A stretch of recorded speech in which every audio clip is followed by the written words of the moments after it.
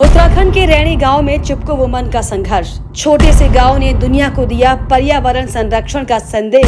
पूरी दुनिया ने देखा सबसे अनोखा चिपको आंदोलन। जी हाँ, उत्तराखंड की धरती को अगर आंदोलनों की धरती कहा जाए तो गलत नहीं होगा। 1921 का कूली बेगार आंदोलन, 1930 का तिलाड़ी आंदोलन, 1984 का नशा नहीं रोजगार दो आंदोलन, 1994 का उत्तराखंड राज्य प्राप्ति आंदोलन। ऐसे छोटे बड़े कई आंदोलनों ने ये बात सिद्ध की है कि यहाँ की मिट्टी में पैदा हुआ हर इंसान अपने हक की लड़ाई लड़ना जानता है, फिर वो चाहे पुरुष हो या फिर महिला। हम आज उत्तराखंड के एक ऐसे आंदोलन की बात करेंगे जिसने एक साधारण सी महिला को इतने बड़े आंदोलन का नेत्री बना दिया। उत्तराखंड के रैणी गांव की गौरा देवी का व्यक्तिगत जीवन संघर्षपूर्ण रहा। उनके जीवन की कहानी सबके लिए प्रेरक है। सन 1976 को 24 मार्च को चिपको आंदोलन की मुख्य घटना हुई थी। इस दिन रैणी के जंगलों को काटने का आदेश दिया गया था। हालांकि इन जंगलों को बचाने के लिए पिछले 3 सालों से आंदोलन चल रहा था। यहाँ के पुरुषों ने पूरी मुस्तैदी से मोर्चा संभाला हुआ था, लेकिन सरकार की कूटनीति कहिए या फिर संयोग कि इसी दिन लोगों को उन खेतों का मुआवजा दिए जाने का आदेश हुआ जो 1962 के बाद सड़क बनने के कारण उनसे छिन गए थे।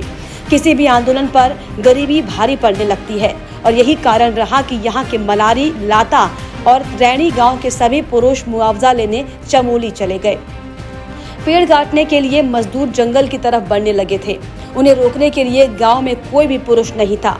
ऐसे में गौरा देवी ही थी जिन्होंने इस आंदोलन की अगुवाई करते हुए 27 अन्य महिलाओं को अपने साथ लिया और 2400 पेड़ों की कटाई रोकने के प्रयास में जुट गई। गौरा देवी सहित अन्य महिलाएं पेड़ों को बचाने के लिए उनके साथ चिपक गई। इनका कहना था कि पेड़ों को काटने से पहले आरी उनके शरीर पर चलेगी। आपको बता दें कि इन पेड़ों की कटाई को रोकने का प्रयास यह आंदोलन 3 साल पहले 1973 में शुरू हुआ था। इसके नींव सुंदरलाल बहुगुणा, कामरेड गोविंद सिंह रावत, चंडी प्रसाद भट्ट और श्रीमती गौरा देवी के नेतृत्व में सन 1970 में रखा गया था। गौरा देवी का जन्म सन 1925 में लाता गांव में हुआ था। इनका जीवन बेहद ही संघर्षपूर्ण रहा था। ऐसे में इतनी मुश्किलों के बावजूद भी गौरा देवी ने कभी हार नहीं मानी और बस वह आंदोलन के तहत आगे बढ़ती चली गई। भले ही गौरा देवी आज हमारे बीच ना हो, लेकिन उन्होंने जो किया उसे कभी नहीं भुलाया जा सकता। लोग आज भी उन्हें चिपको वुमेन्स के नाम से जानते हैं। वहीं एक इंटरव्यू के दौरान गौरा देवी ने जंगल के प्रति अपना स्नेह दर्शाते हुए ये कहा था कि ये जंगल हमारी माता के घर जैसा है। यहाँ से हमें फल, फूल, सब्जियाँ मिलती हैं और यहाँ अगर पेड़ पौधों को काटेंगे तो निश्चित ही बाढ़ आएगी।